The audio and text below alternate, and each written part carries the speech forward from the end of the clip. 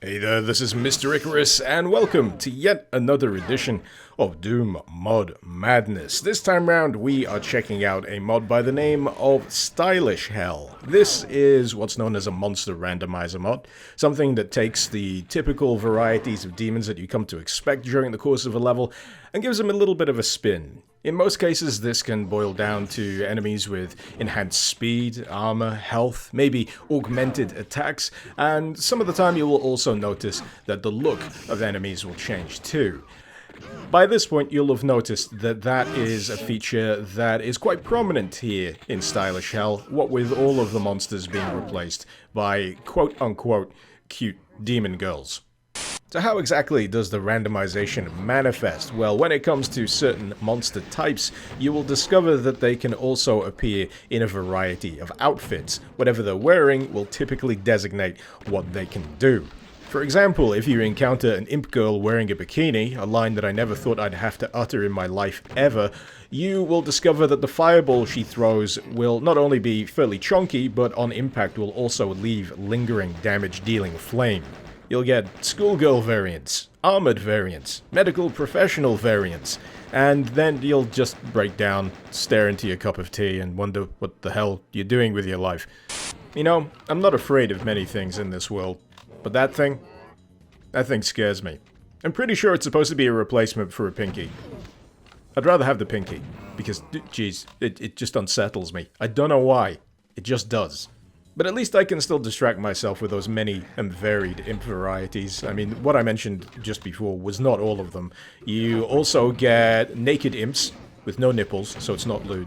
You also get imps that hide in barrels. There's one just now. Apparently it's a bad idea to blow them up because they explode with slightly more force than usual. I don't know how they appear or where they come from. They seem to appear when you're not looking because I'm pretty sure that wasn't there before. And now it is. And now I'm going to have to blow it up because I have poor regard for my own personal safety. One thing that's certainly worth mentioning, however, is that it's probably best to play a randomizer mod with your own preferred gameplay mod of choice. Seldom are they balanced for vanilla, seldom are they balanced in general, because the whole point of a randomizer is the layout of enemies is going to be just that, random. With that in mind, I would heavily recommend a gameplay mod by the name of Tailor Girl. This is a mod that follows a similar kind of theme to the randomizer itself. Your character can dress up in various different outfits. The different outfits will give her different abilities. They're very much mods that complement each other very nicely. And I dare say I would have lost an entire day playing this with Tailor Girl if I hadn't remembered I was supposed to be making a damn video about this stuff. One thing that I found quite difficult to figure out about Stylish Hell was ascertaining what original Doom monster gives rise to what randomized result. For example, for the life of me, I could not tell you what original monster gives rise to an oversized goo girl. Best I can figure is that a higher tier enemy has a higher tier roster of potential spawns to pick from, and in this particular case I got myself some oversized goo girls, some oversized barons, some medical professional oversized barons as well, and of course there is a cute demon grill, cyber demon stomping around out there somewhere. Come to think of it though, I've never seen a medical professional goo girl. I've seen an armored goo girl, regular size, but I don't think you get many oversized variants. The oversized goo girls just seem to reduce down progressively in size as you deal damage till they turn teeny and you squish them completely. But yeah, I feel like I'm losing my mind. I don't know if you've noticed, but the words coming out my mouth just sound like complete friggin' nonsense right now. But anyway, this feels like a good a point as any to segue onto boss monsters, because good grief does Stylish Hell beef them the heck up. The Cyber Demon has flame trails to go along with those rockets. Really not a good idea to be fighting one of those in an enclosed space such as this one. And oh boy, the Spider Mastermind. Wouldn't want to run into that one in a dark alley. So big old Spidey brains get swapped out for this. This is known as the Destroyer. She's a bit of a chonker. She's got a pretty goddamn hefty cannon, which not only spits out projectiles, but also mines. If they contact with your face, they will blow up, but on contact with the ground, they will linger, making the area quite difficult and dangerous to navigate. But, thankfully, I had big guns and my head on a friggin' swivel. So naturally, I was very curious about the Icon of Sin, whether it would remain the same or be an interesting cutified spin on John Romero's head on a pike. I was wrong, it was a giant demon lady. Holy shit, she's huge, therefore she has huge guts. Rip into her, if only I had a big enough chainsaw. Good grief. What a surprise this was. I was genuinely taken aback on loading this level. I didn't have a single hint that this would be the product of the Icon of Sin stage.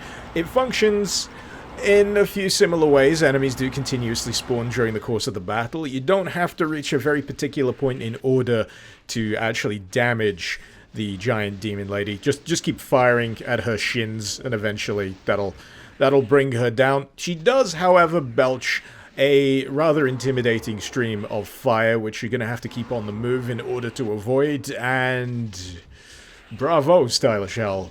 Bravo. So, in some kind of effort to rein this in before my brain fully checks out, packs its bags, and goes on an extended holiday, I thought it'd be worth talking about some of my favorite monster swaps that I've seen during the course of Stylish Hell. Granted, it won't be all, and I won't remember all of them, because there's a lot, but on the list is most certainly the Mancubus swap, which is replaced by this tiny mech, piloted by, I believe, a tiny grill. You know what, the internet has just infected my mind, hasn't it? I wanted to say tiny girl, but no, instantly, grill. First thing that comes out of my mouth. Thank you very much, internet. But swiftly moving on, another type that I wouldn't say was a favorite, but I thought was certainly memorable, would be whatever the hell they did to the goddamn Cacodemon. It still floats. It now shoots lingering, electrifying projectiles, but it's now humanoid in shape, and apparently thicker than a bowl of oatmeal. But my favorite, and the one that certainly made me laugh the most when I first saw it, was what they did to the Arachnotron. It is no longer a Spidey boy, it is two demons on a motorcycle, and I wouldn't have it any other way. It's perfect. I'd say that honorable mention should also go to the Dullahan enemy type, which is actually a replacement for the Undead Warrior from, yes, you guessed it, Heretic. This mod is indeed compatible with that particular game too, and the Dullahan's pretty cool because not only do you have to deal with the body, but you also have to deal with the disembodied head. I'd say that it feels a tad easy to defeat, but that's understandable when you consider that the Undead Warrior wasn't always that particularly hefty to deal with in the first place. Additionally, and somewhat bewilderingly, using the Morph Ovum will spawn a small collection of tiny lizard things wearing chicken hats? I think when they're listed as monsters, they're listed as cockatrices, which is a monster of sorts, but I'm just so confused by this. They come in friendly and unfriendly varieties, friendly obviously as a result of the Morph Ovum itself, but yeah, that's a thing. For those of you wondering whether old Desparrel himself gets the Stylish Hell treatment, I regret to inform you that sadly, he does not. Maybe in a future update. And finally, I leave you with the revelation that this is also compatible with Chex Quest. In fact, if you were wondering where the Goo Girl enemy swap originates from, it's from here. You can literally find them plastering the walls at various points during the course of the campaign, so if you need a bit more of a Goo Girl fix, then you know exactly where to go. And with that, I am done here. My brain is already in the taxi, on the way to the airport.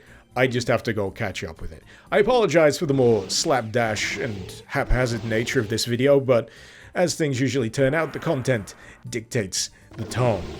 In any case, if you fancy giving Stylish Hell a spin for yourself, or any of the other mods that I've featured this week for that matter, you'll find the links, as usual, in the description below.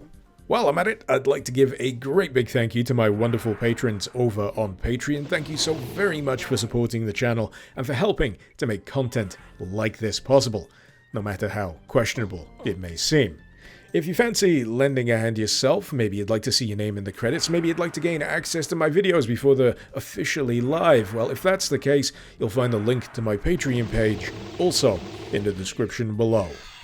Hopefully you've enjoyed this video. Feel free to let me know what you thought in the comments, and feel free to suggest any mod you'd like to see me cover in future editions of Doom Mod Madness. This has been Mr. Icarus. Thank you very much for watching. Icarus out.